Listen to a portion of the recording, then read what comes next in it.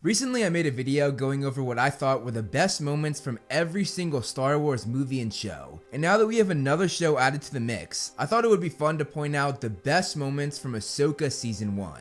As a diehard Clone Wars and Rebels fan, this show went above and beyond all of my expectations. I have not been this excited about Star Wars in a very long time, so obviously I'm very excited to make a video on it. Fair warning, there will be spoilers for AHSOKA, the Clone Wars, and Rebels, so you have been warned. If you enjoyed this video, hit that like button. It will greatly help the channel with the algorithm. And if you like what you see, hit that subscribe button, and you can also follow me on all of my socials, all of which are linked down below, and all of which have similar content that I make here on this channel, so go check them out if you want.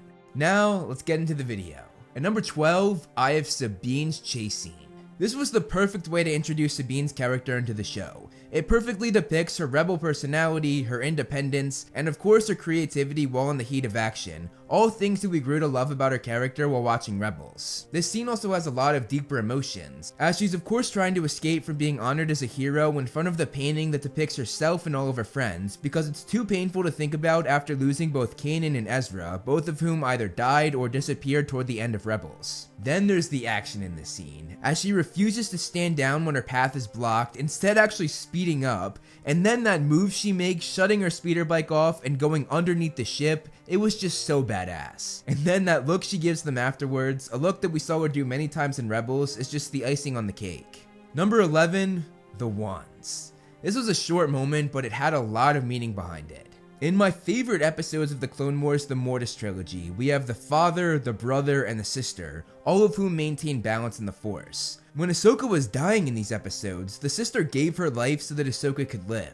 Then years later during Rebels, we see the significance of the bird named Morai, as it's first depicted on the sister's shoulder in an old mural, and later we see it follow Ahsoka everywhere she goes. This was actually the sister herself who was reincarnated to become Morai, and over the years she acts as a protector to Ahsoka. So seeing her appear in this show was a great Easter egg, and a great reminder of the sacrifice that the sister made for Ahsoka, especially when it's followed up in the next scene with Baylan, as he's on gigantic statues carved into a mountain which depicts the father and the brother. And missing on the other side of the father, it looks as though the sister used to be carved there as well. I'm very excited to see where this plotline goes in Season 2, and I'm so happy to see that little nod to the Mortis trilogy. Number 10, the C-3PO cameo. First of all, seeing Senator Ziyano get shut down was so satisfying after he was being such a jerk to Hera. I see a general who abuses her authority for personal gain, and I will not stand for it. I motion that General Syndulla be court-martialed for disobeying a direct order. Then we have the character that literally started the Star Wars universe off all the way back in 1977. Seriously, he had the very first line in all of Star Wars. Did you hear that? So to see him return all these years later, still played by Anthony Daniels, was a treat. Also, shout out to Anthony Daniels. This man has literally played C-3PO in every official appearance of the character, whether it was live action, animated, or even video games, and he's still doing it 46 years later at the age of 77. Like, that's crazy. Mad respect to him.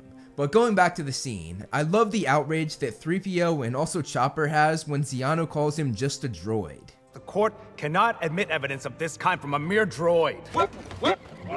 Mere droid. At number 9, I have Sabine visiting the Rebels painting.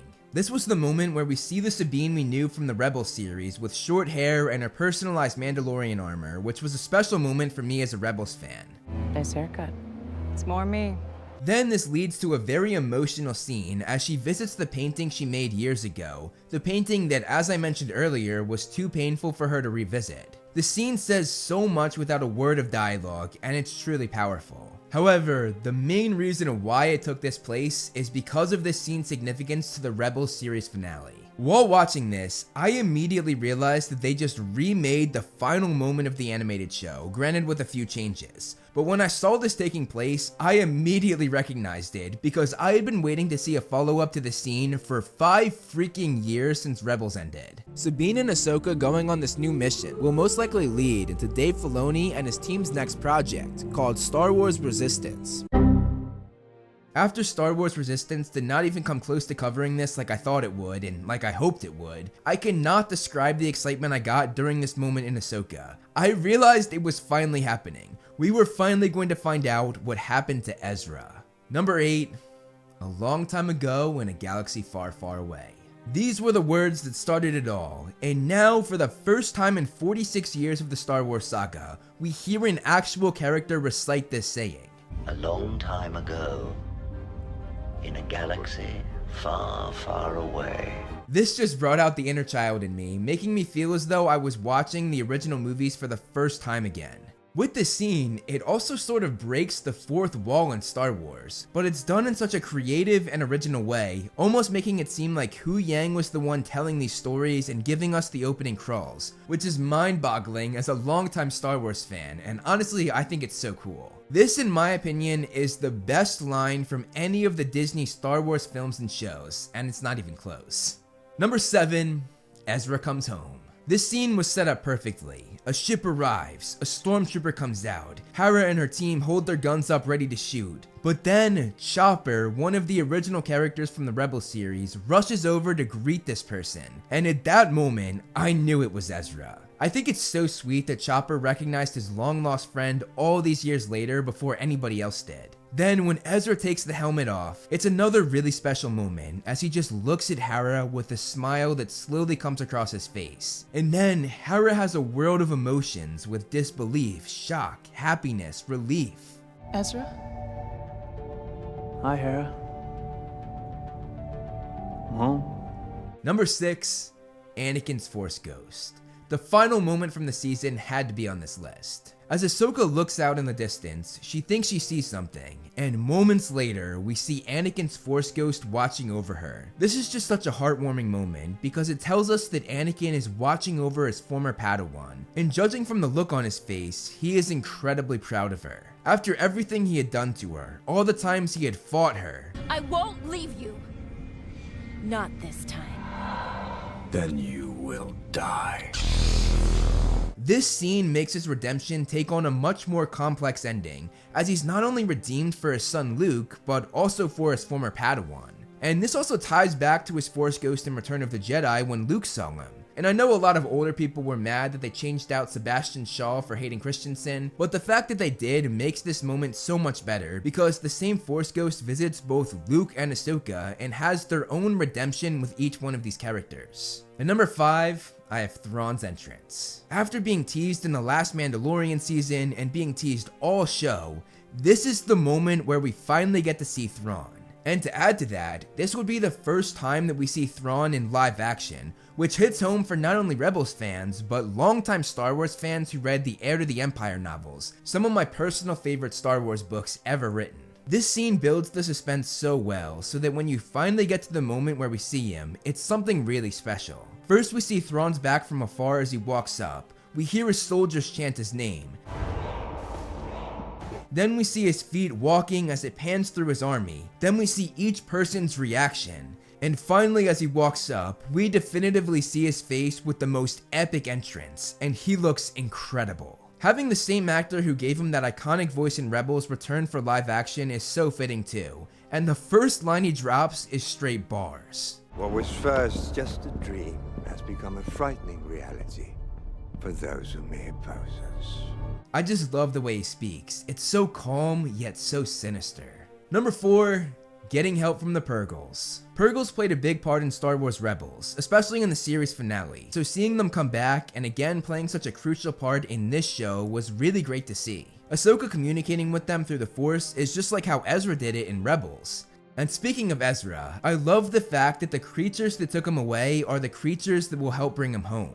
Also, the way they filmed these shots was so well done. Just seeing these creatures next to these giant ships makes you realize how massive they really are. I also find the idea of traveling to different galaxies so intriguing. That's a direction I never even considered for the Star Wars saga, but I'm loving it. Number 3, the fight against Morgan Elsbeth. This was some of the best action the show had. The choreography went absolutely crazy in this scene, and I think it's the best fight in season 1. Also, the fact that Morgan is fighting with Mother Talzin's sword is such a cool detail, especially for Clone Wars fans who fell in love with Mother Talzin in that show, and it made this fight all the more exciting as it stood toe to toe with lightsabers, even destroying one. This was also the rematch of Ahsoka vs Morgan, which took place the first time we ever saw a live action Ahsoka in The Mandalorian. Then, when it looks like the end for Ahsoka, Sabine comes back. because as we learned at the beginning of the show, the two of them are always stronger together. Stay together. You always did better that way. And you will die here. Alone.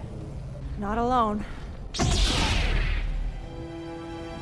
The action then gets kicked into high gear with the two of them together, and the ending was amazing as Ahsoka kills Morgan, cutting her stomach, just like another Dathomirian was cut in that same place. This scene was top-notch action and one of the best parts of the show for me. Number 2, Ahsoka wakes up in the world between worlds. This was just such a special moment. First of all, Ahsoka waking up in the world between worlds was an awesome concept, because we had seen a ton of this place in Rebels, and had actually seen Ahsoka be pulled in here by Ezra, saving her from the very man she now faced in this alternate dimension. Then having Hayden Christensen back as Anakin, and actually having him be aged down correctly, unlike an Obi-Wan, it was just great to see. He looks exactly how he looked in Revenge of the Sith. Then to have him call Ahsoka Snips, the name he had given to Ahsoka in the Clone Wars. I knew you'd get here, Snips. It just brought the live action films and the animated show together more than it ever had before. And finally, number 1, the live action Clone Wars. While Ahsoka waking up in the world between worlds intertwined the movies and the show a lot, it was nothing compared to what they did in the episode that followed. This is the Clone Wars! Yeah, no kidding. We get a younger version of Ahsoka just as she was in the Clone Wars, and then we see the Clone Wars version of Anakin, but portrayed by Hayden Christensen, complete with the shorter haircut, the same Jedi armor, and once again perfectly de-aged. It's just incredible. Then it takes us to an actual Clone Wars episode from Season 1, Episode 19, where Ahsoka led a failed mission leading to the deaths of many clone troopers, a very pivotal moment in her character development, which is only added to here as we see her mourn the deaths of all of the troopers that she lost. They were following my orders. I got them killed. The scene also takes a deeper look at how Anakin trained Ahsoka in the midst of war, which differs from many other Jedi younglings and adds a lot to her backstory. When Obi-Wan taught me, we were keepers of the peace. But now, to win this war, I have to teach you to be a soldier.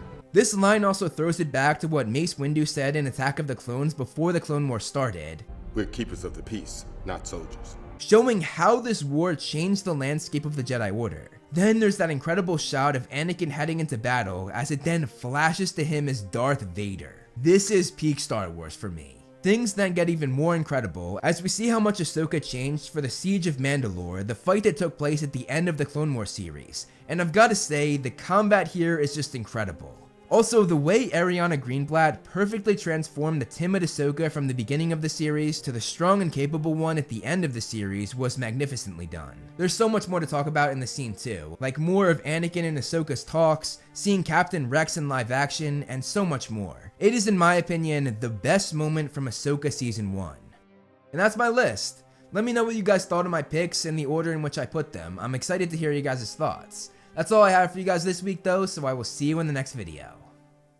Thank you so much for watching, guys. I hope you enjoyed the video. You can follow me on Instagram to see more of my personal life, like my cute dog Loki, and some behind the scenes movie flame stuff. I also do similar content on TikTok and Twitter that I do here on this channel, so if you like what I do here, check them out. All the handles are right below me, and links are in the description. Over here are my wonderful patrons. If you want to be featured on the next video, plus get a few other perks, become a patron today. As always, if you liked the video, hit that like button and subscribe, and look out for more great Movie Flame videos on the way.